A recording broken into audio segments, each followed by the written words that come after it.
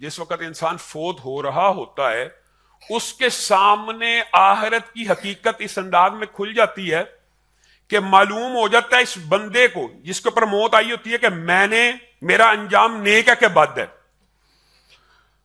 جس وقت موت کی گھڑی آ رہی ہوتی ہے اس وقت بندے کو یہ ادراک اور شعور پیدا ہو جاتا ہے. دیکھیں سامنے نیکی کے فرشتے غول در غول بیٹھے ہوئے ہیں استقبال کے لیے، تو بندہ لا محالہ اس کو پتا چل گیا کہ استقبال کے لیے اچھے فرشتے آئے ہیں. اور اگر سامنے ٹاٹ اور کانٹے اور خوفناک اور بدبودار کپڑوں کو لانے والے فرشتے ہوں گے تو انسان کو پتا لگ جائے گا کہ میرا انجام بد ہے.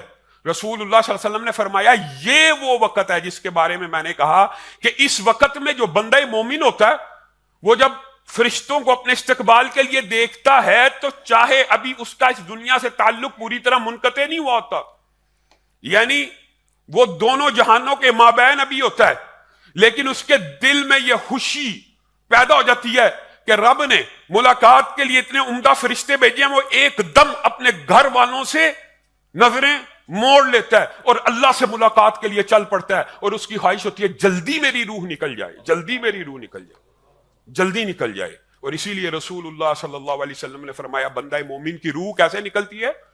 جیسے مشکیزے سے پانی نکل جاتا ہے. اس کی وجہ یہ ہے کہ وہ روح پوری قوت اور طاقت سے اس وقت اپنے رب سے ملاقات کرنے کے لیے چل پڑتی ہے. یا ایتھا النفس المطمئنہ ارجعی الی ربک راضیۃ مرضیہ.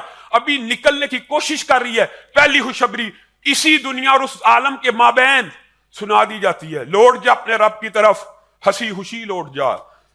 مراد یہی ہے تیرا رب تجھ سے ملاقات کرنا چاہتا ہے اور تو اپنے رب سے ملاقات کرنا چاہتا ہے، اور اللہ تعالیٰ تجھے اپنی رحمتوں میں اور جنتوں میں داخل کرنے والا. وہ تیزی سے نکلتی ہے، تیزی سے. رسول اللہ صلی اللہ علیہ وسلم نے فرمایا یہ وہ لمحہ ہے کہ جس کے بارے میں نے کہا کہ جس کو شوق ہوتا ہے اللہ سے ملاقات کرنے کا، پھر اللہ بھی اس سے ملاقات کا شوق رکھتے ہیں اور فرشتوں کو بھی حکم دیتے ہیں کہ پلک جھپکتے اس بندے کو وہ جو ساری خوشخبریاں بشارتوں کی منزلیں وہ تیزی سے طے کرواتے ہوئے اس کو میرے سامنے لا کھڑا کر دیا جائے. اور یہی وہ لمحہ ہوتا ہے جس وقت برائی کے فرشتے سامنے ٹاٹ لے کے بیٹھے ہوئے. تو بتائیے بندے کی روح کا نکلنے کو دل کرے گا؟ بندہ تو چاہے گا میں اسی دنیا میں رہوں، کچھ نیکی کر جاؤں. تو اس وقت وہ اپنے رب سے ملاقات نہیں کرنا چاہے گا، بے بسی کا عالم ہوگا، بے کسی کا عالم ہوگا.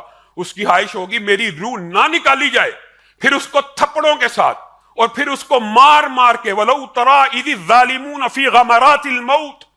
اور ان ظالم لوگوں کی روحوں کو جب فرشتے قبض کر رہے ہوں گے، کاش تم وہ مشاہدہ اپنی آنکھوں سے دیکھ لو کہ کس طرح ان کو مار مار کر ان کے جسموں سے روحوں کو نکال رہے ہوں گے. علامہ ہشام الہی ظہیر آفیشیل چینل کو سبسکرائب کر لیں.